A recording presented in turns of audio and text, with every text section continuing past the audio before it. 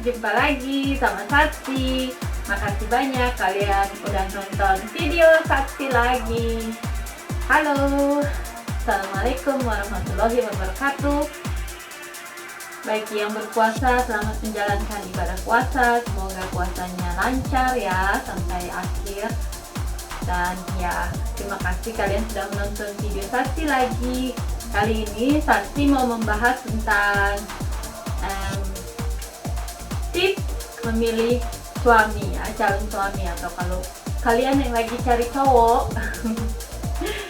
Satsi mau kasih tips ya, cowok yang ideal itu menurut Satsi itu bagaimana ya. Terus juga tips supaya hubungan awet. Satsi menikah sudah 12 tahun dan itu aja ada liku-liku ya di selama pernikahan. Tidak selamanya pernikahan itu berjalan lancar, cuma ada tips-tips dari Satsi supaya pernikahan awet ya. Oke. Tips mencari cowok atau cowok ideal itu seperti apa sih? Menurut Satsi yang paling penting itu nomor 1, bertanggung jawab ya. Cowok itu harus bertanggung jawab terhadap pacarnya kalau dia punya pacar, kamu kepada istri kalau kamu istrinya, dan anak-anaknya. Nomor 1, bertanggung jawab.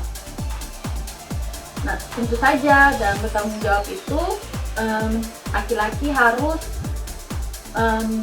mempunyai pekerjaan ya. Nomor 1 itu bertanggung jawab karena dia mempunyai pekerjaan tetap, dan tugasnya sebagai laki-laki itu dia harus mengempani, memberi nafkah seluruh keluarganya ya, istri dan anak-anaknya. Makanya dia harus bertanggung jawab dan mempunyai pekerjaan. Yang kedua, setia.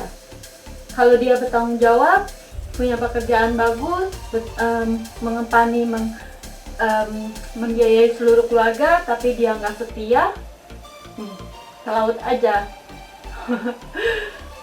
Cowok ini nggak patut dapetin kamu. Jadi nomor 2, setia. Dia harus setia terhadap kamu, terhadap keluarga, anak-anak. Terus yang ketiga, kalau kamu religius, ya dia sebagai imam keluarga ya.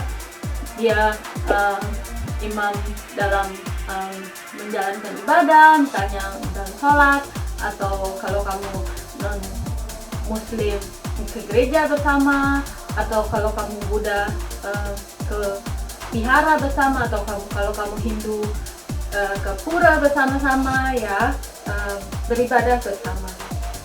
Terus yang keempat, dia harus toleransi ya, terutama kalau misalnya kamu nikah beda kultur ya, beda kebudayaan.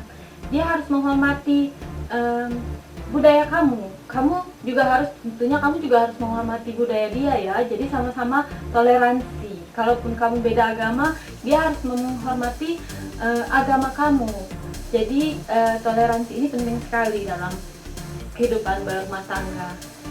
Dia tidak harus ikut agama kamu, atau ikut ke gereja, atau ikut sholat, tapi dia harus menghargai kamu, dan dia harus membiarkan kamu kalau kamu ke pura, dia menghormati kamu ke pura.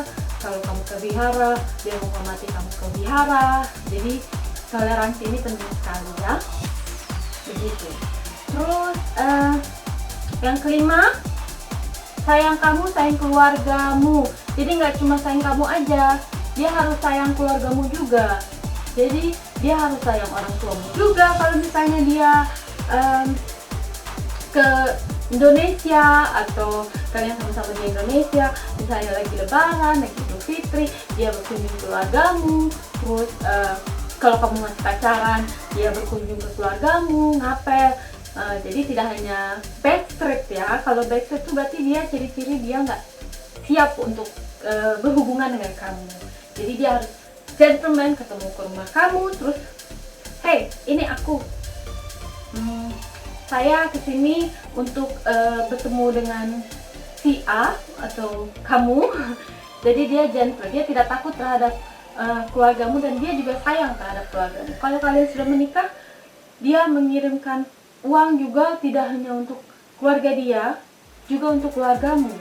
Jadi dia sayang juga adik-adikmu, dia sayang juga kakakmu. Dia harus sayang seluruh keluarga besarmu, tidak hanya sayang kamu, tapi seluruh keluarga besar. Itu sangat penting. Oke?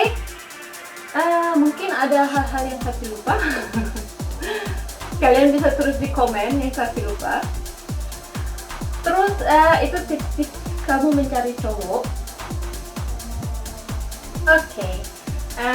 Tips dari Saksi supaya pernikahan awet, atau pengalaman Saksi ya, kenapa Saksi bisa 12 tahun menikah dan awet.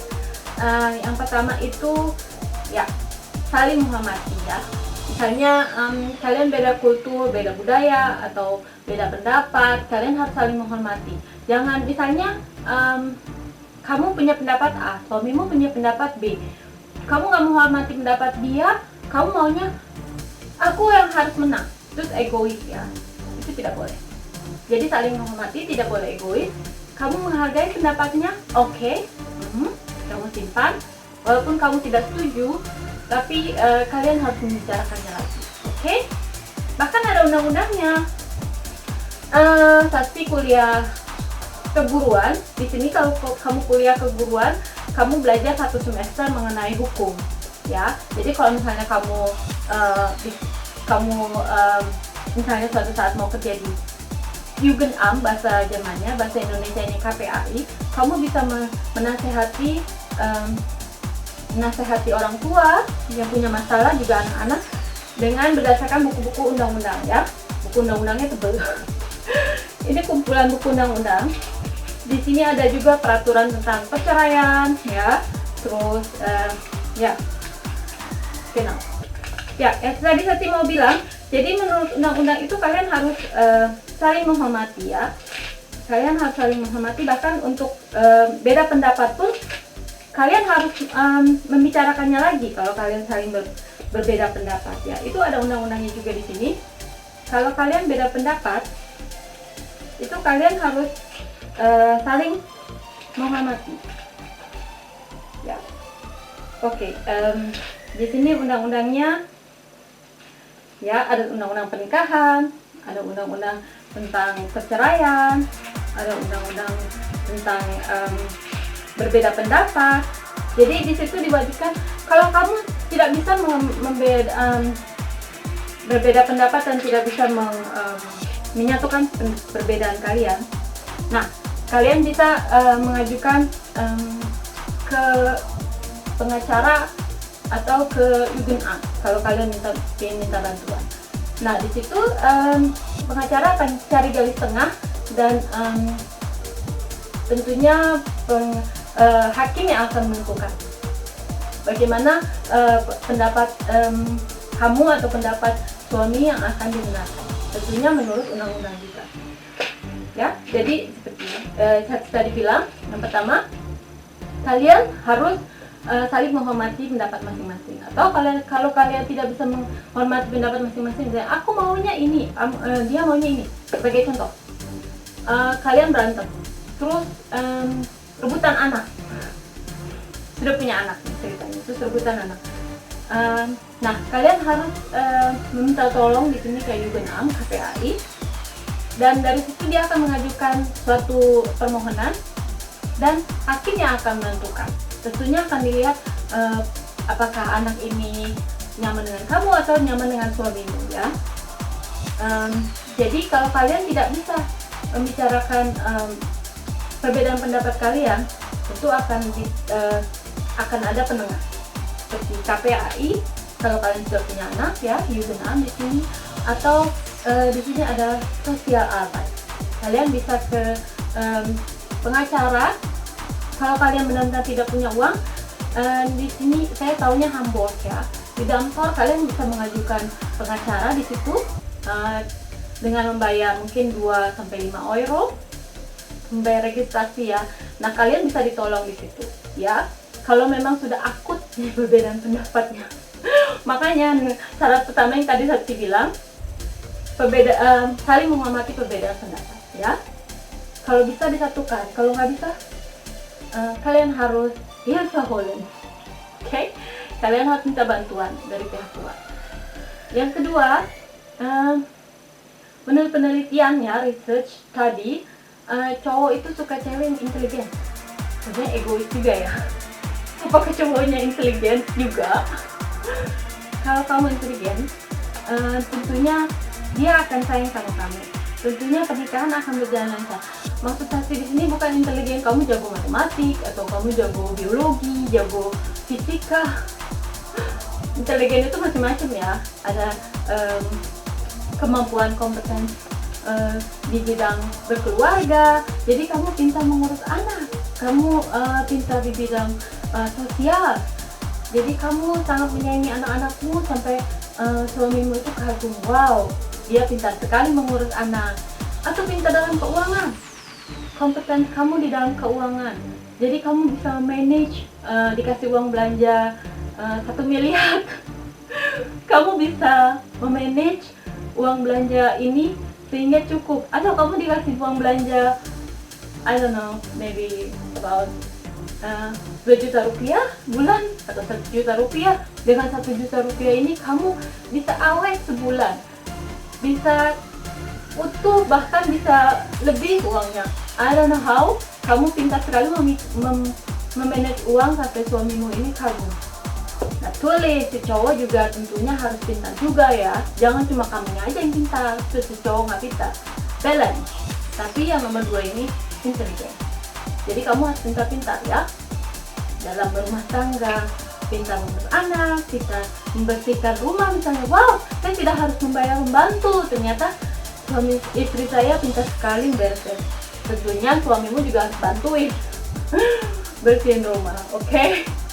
Ya, intelijen, pintar-pintarlah mengurus rumah tangga, mengurus anak, membersihkan rumah, atau ataupun di bidangmu. Kalau misalnya kamu pintar bekerja, kamu wanita karir, kamu pintar sekali menghasilkan uang, dia akan terkagum terhadapmu, dan percayalah, dia akan jadi suami takut istri, dia akan takut kehilangan kamu.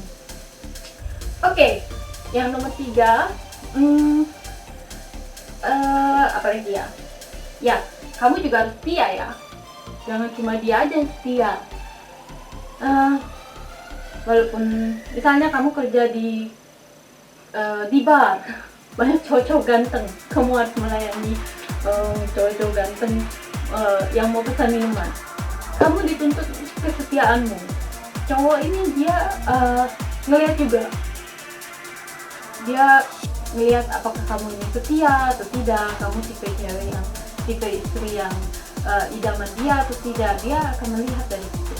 Kalau dia melihat, wow, walaupun kamu setiap hari lihat Brad Pitt di barmu atau lihat George Clooney, kamu tetap setia terhadap saya, dia akan bertahan terhadapmu, dan insya Allah akan awet sampai akhir ya, sampai in that last part is the thought unscheidet ya, genau, dia akan setia terhadapmu. Apalagi itu dari sisimu ya, itu dari sisi saya. Kalau dari sisi cowok mungkin harus tanya cowok. Oke, jadi yang pertama saling menghormati pendapat, yang kedua harus pintar-pintar ya, pintar-pintar dalam berumah tangga, pintar dalam bekerja, dalam mengurus anak. Yang ketiga setia, ya, kalian harus setia. Yang keempat, kalian juga, misalnya kalian sebagai istri, kalian juga harus baik terhadap keluarganya. Jangan cuma dia aja baik sama keluargamu. Pintar-pintarlah, misalnya kamu nginap di rumah mertua, every weekend you should stay with family, I don't know, maybe that's good. Terus pintar-pintarlah, kamu harus misalnya bangun pagi, pura-pura bersihin dapur ya, terus menyiapkan sarapan, ini saat I know.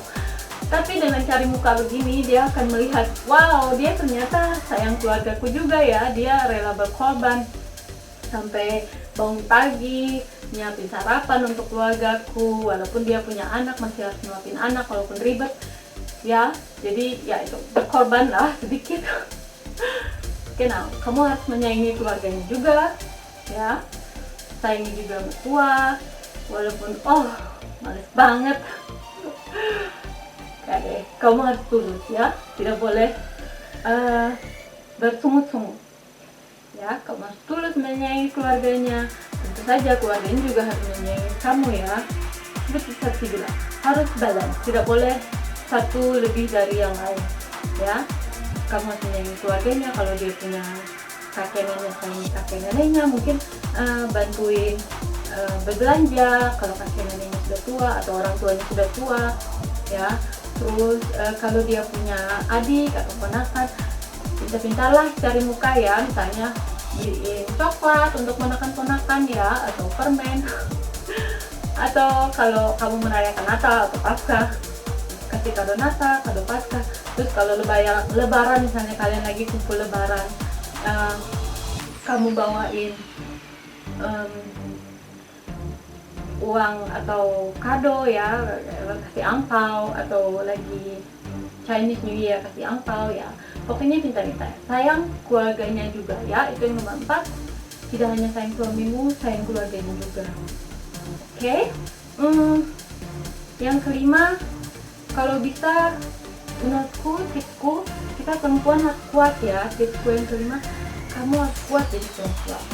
I don't know, mungkin kamu sayang keluarganya sayang kamu, suamimu sayang kamu dan anak-anak.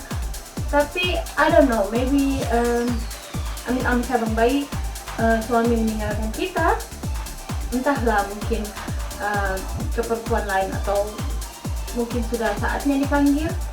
Nah, kalian sebagai perempuan harus kuat ya.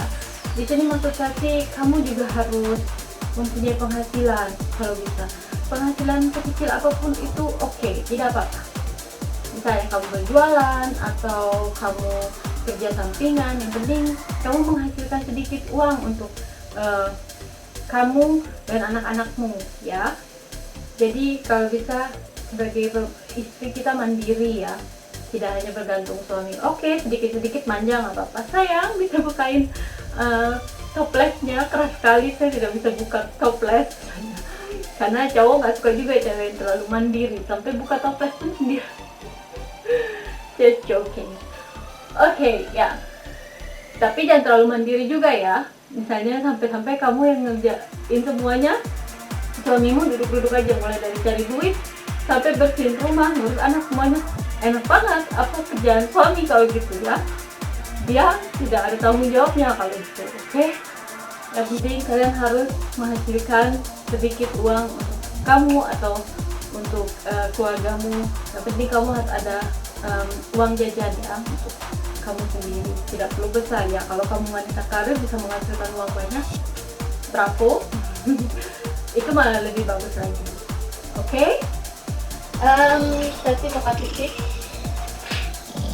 di sini. Oh sorry. Ya, seperti saya bilang, kalau misalnya keuntungan kamu nikah sama cowok Jerman, di sini menguntungkan wanita ya, karena adil, perempuan dan laki-laki sama. Menurut Undang-Undang Dasar BGB paragraf 1569 ya, paragraf 1670 BGB, di situ dibicarakan dia sebagai suami harus membayar uang kepada istri, maksudnya kebutuhan ya, ngempanin, memberikan nafkah. Jadi di sini tertulis di undang-undang kalau dia laki-laki itu harus bekerja dan memberikan nafkah kepada istri. Keuntungan untuk kita perempuan ya, ada undang-undangnya. Jadi kenapa begitu? Karena kebanyakan kita sebagai perempuan ini kita yang ngurusin anak ya.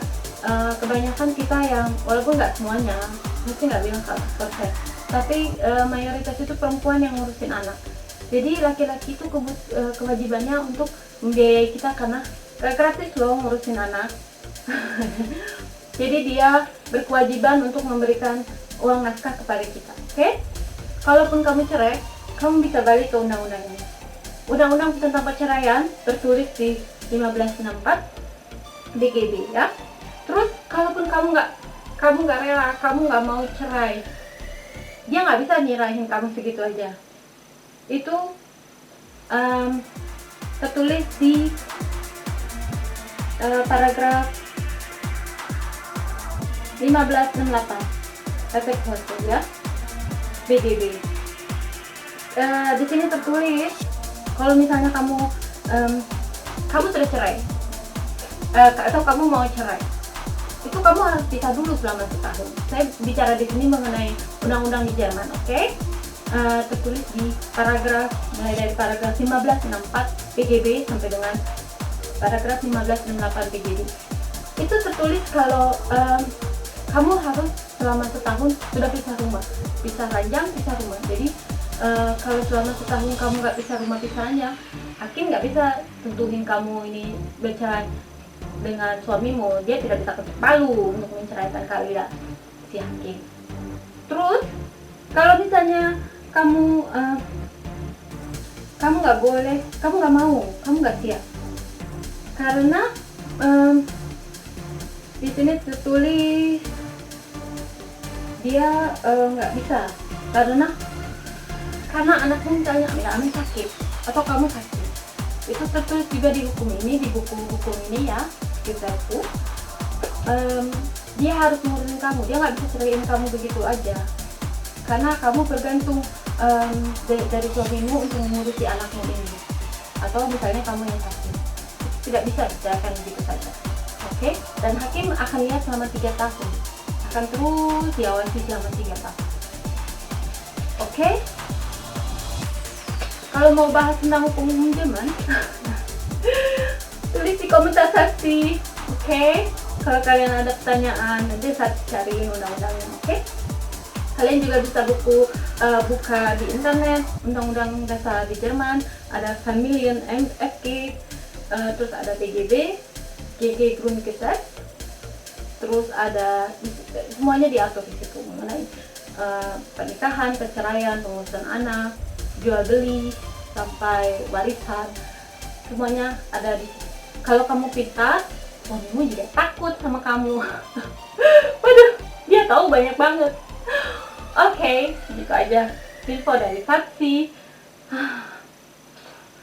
Banyak juga ya, Saksi udah ngomong bla bla bla bla bla.